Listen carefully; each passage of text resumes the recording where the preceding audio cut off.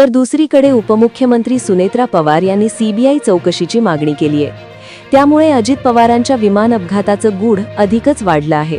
दरम्यान आता अजित पवारांच्या धाकट्या लेकाने देखील सोशल मीडिया पोस्ट करत निष्पक्ष चौकशीची मागणी केली आहे।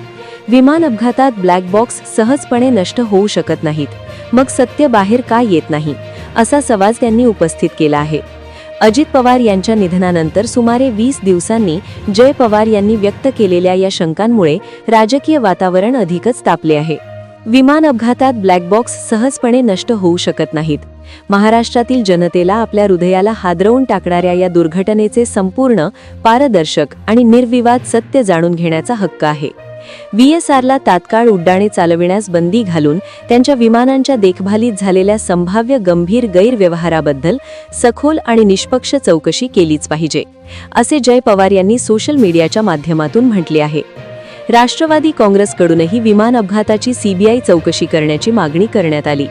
मुख्यमंत्री देवेंद्र फडणवीस यांना उपमुख्यमंत्री सुनेत्रा पवार, प्रफुल्ल पटेल, सुनील तटकरे, हसन मुश्रीफ, पार्थ पवार यांच्या उपस्थितीत निवेदन देण्यात आलं। दरम्यान रोहित पवारांनी घेतलेल्या पत्रकार परिषदेमुळे विमान कंपनी आणि चौकशीबाबतच संभ्रम निर्माण झाला। त्यानंतर आता जय पवार यांच्या पोस्टमुळे गूढ अधिकच वाढलं आहे। अजित पवार यांच्या अपघातानंतर राजकीय वातावरण आधीच संवेदनशील असताना जय पवार यांच्या या विधानामुळे संशयाची सुई अधिक गडद झाली आहे। निष्पक्ष आणि सखोल चौकशी झालीच पाहिजे, यावर त्यांनी ठाम मते मांडली आहेत। जय पवार यांच्या या मागणीनंतर आता सरकार आणि तपास यंत्रणा यावर काय भूमिका घेतात याकडे सर्वांचे लक्ष लागले आहे। विशेषतः VSR कंपनीच्या तांत्रिक तपासाची व्याप्ती वाढण्याची शक्यता वर्तवण्यात येत आहे। घात की घातपात, ब्लॅक बॉक्स जळला कसा? पवार परिवारासह राष्ट्रवादीच्या नेत्यांकडून अजित पवार यांच्या निधनानंतर संदर्भात अनेक संशयास्पद दावे करण्यात येत आहेत।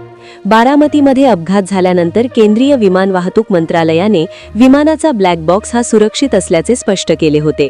दरम्यान आता बॉक्स जळाल्याचे सांगण्यात आल्याने अनेक प्रश्न उपस्थित होत आहेत। खरं तर मिळालेल्या माहितीनुसार विमानाचा black box flight data recorder अत्यंत कठीण परिस्थितीतही सुरक्षित राहण्यासाठी डिझाईन केलेला असतो। तो 1100°C पेक्षा जास्त तापमान आणि भीषण अपघातातही टिकू शकतो। विशेष बाब म्हणजे अपघात झाला त्या विमानाची शेपटी सुरक्षित होती। विमानाचा ब्लॅक बॉक्स हा त्याच्या टेलमध्ये म्हणजे शेपटीत असतो। ज्या वेळी विमान अपघाताच्या घटना घडतात त्यावेळी विमानाची टेल सुरक्षित असल्याचे निदर्शनास आले आहे। अजित पवार यांच्या अपघातावेळी देखील हेच पाहायला मिळाले। त्यामुळे ब्लॅक बॉक्स डॅमेज होईल असा संबंध या प्रकरणात येत नाही। तसेच अजित पवार यांच्यासोबत असलेले 4 मोबाईल मिळतात, मात्र ब्लॅक बॉक्स मात्र जळतो, असा प्रश्न रोहित पवार यांनी विचारला। त्यामुळे घातापात झाल्याचा संशय अधिकच बळावत चालला आहे। नागरी विमान वाहतूक मंत्रालयाने काय म्हटले? अजित पवार यांच्या विमान अपघाताची चौकशी करणाऱ्या नागरी विमान वाहतूक मंत्रालयाने मंगळवारी अधिकृत निवेदन जारी केले। अपघातग्रस्त विमानात 2 स्वतंत्र फ्लाइट रेकॉर्डर होते। त्यामध्ये एक डिजिटल फ्लाइट रेकॉर्डर आणि एक कॉकपिट व्हॉइस रेकॉर्डरचा समावेश आहे। अपघातानंतर विमानाला लागलेल्या आगीमुळे दोन्ही रेकॉर्डरचे नुकसान झाले, परंतु त्यातील एका रेकॉर्डरमधील डेटा यशस्वीरित्या डाउनलोड करण्यात आला आहे। दुसऱ्या रेकॉर्डरमधील डेटा मिळवण्यासाठी विमानाची निर्मिती करणाऱ्या देशाकडून मदत घेतली जात आहे। अपघातात खराब झालेल्या हनीवेल कंपनीच्या ब्लॅक बॉक्सची निर्मिती प्रामुख्याने अमेरिकेत झाली आहे। त्यामुळे त्यातील उर्वरित डेटा मिळाल्यानंतरच अपघाताचे नेमके कारण समोर येईल, असे या निवेदनात स्पष्ट करण्यात आले आहे। राष्ट्रवादी काँग्रेस अजित पवार पक्षाचे नेते आणि कार्यकारी अध्यक्ष प्रफुल्ल पटेल यांनी ब्लॅक बॉक्स संदर्भात महत्त्वाची माहिती दिली आहे। ANI वृत्तसंस्थेशी त्यांनी संवाद साधला। यावेळी ते म्हणाले, अजित पवारांच्या दुःखद निधनानंतर तपास कोणत्या पद्धतीने सुरू आहे याची माहिती आम्हाला मिळायला हवी। तपासाची दिशा योग्य दिशेने आहे की नाही, प्रत्येक पैलूचा विचार केला जात आहे की नाही याची माहिती मिळायला हवी।